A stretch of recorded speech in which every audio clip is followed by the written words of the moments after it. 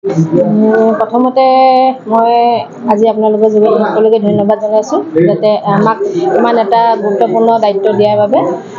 লগতে আমি যিবিলাক কাৰ্যসূচী আমি হাতত ল'ম, আমি গোটেই 12টা আঞ্চলিক পঞ্চায়তৰ সদস্যসকল মিলি আমি তেওঁলোকৰ মাজত যিখিনি অভাৱ অভিযোগ আছে ৰাইজৰ, সেই গোটেইখিনি আমি প্ৰথমতে বুজ ল'ম। তাৰপিছত ৰাইজৰ অভাৱ অভিযোগ অনুসৰি আমি পৰিকল্পনা হাতত ল'ব লাগিব।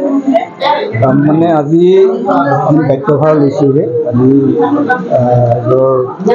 আমাৰ দলৰ ফালৰ কৰিলে দায়িত্বভাৰ লৈছোঁ।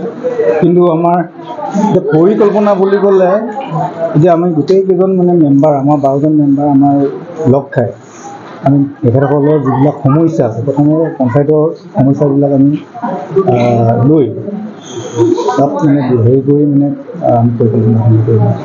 খুব আজিৰ দিনটো আমাৰ বৰবৰুৱা ব্লক এলেকাৰ কাৰণে এটা খুব আনন্দৰ দিন, আৰু বিশেষকৈ আমি ভাৰতীয় জনতা পাৰ্টিৰ বাবেও এইটো এটা আনন্দৰ দিন। কাৰণ আজি বৰবৰুৱা উন্নয়ন খণ্ড এলেকাৰ 12খন পঞ্চায়তৰ তাৰে 9খন পঞ্চায়ত আমাৰ খোৱাং সমষ্টি, 3খন পঞ্চায়ত ডিব্ৰুগড় সমষ্টি, এই 12খন পঞ্চায়ত লগ লাগি যি পঞ্চায়ত আমাৰ বৰবৰুৱা আঞ্চলিক হৈছে, সেই আঞ্চলিকৰ সভাপতি হিচাপে আমাৰ সন্মানীয় ভাস্কৰ সোণোৱাল ডাঙৰীয়াক আজি সভাপতিৰ পদত তেখেতে আজি দায়িত্বভাৰ গ্ৰহণ কৰি অফিচৰটো প্ৰৱেশ কৰিছে।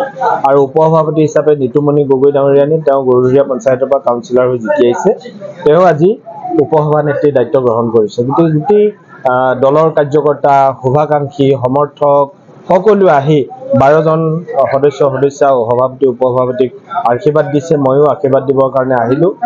মই আশা ৰাখিছোঁ অনাগত দিনবিলাকত তেখেতলোকে ভালকৈ কাম কৰিব, জনতাৰ প্ৰতি দায়বদ্ধতাৰে সমাজত ন্যায় প্ৰতিষ্ঠা কৰিবৰ কাৰণে, সমতা প্ৰতিষ্ঠা কৰিবৰ কাৰণে মোদীজীৰ যি আদৰ্শ সবকা সাথ সবকা বিকাশ আৰু সবকা বিশ্বাস, এই আধাৰত তেখেতলোকে কাম কৰিব বুলি মোৰ বিশ্বাস, আৰু সেইকাৰণে মই আশীৰ্বাদ দিবৰ কাৰণে তেখেতলোকৰ মাজলৈ আহিলোঁ।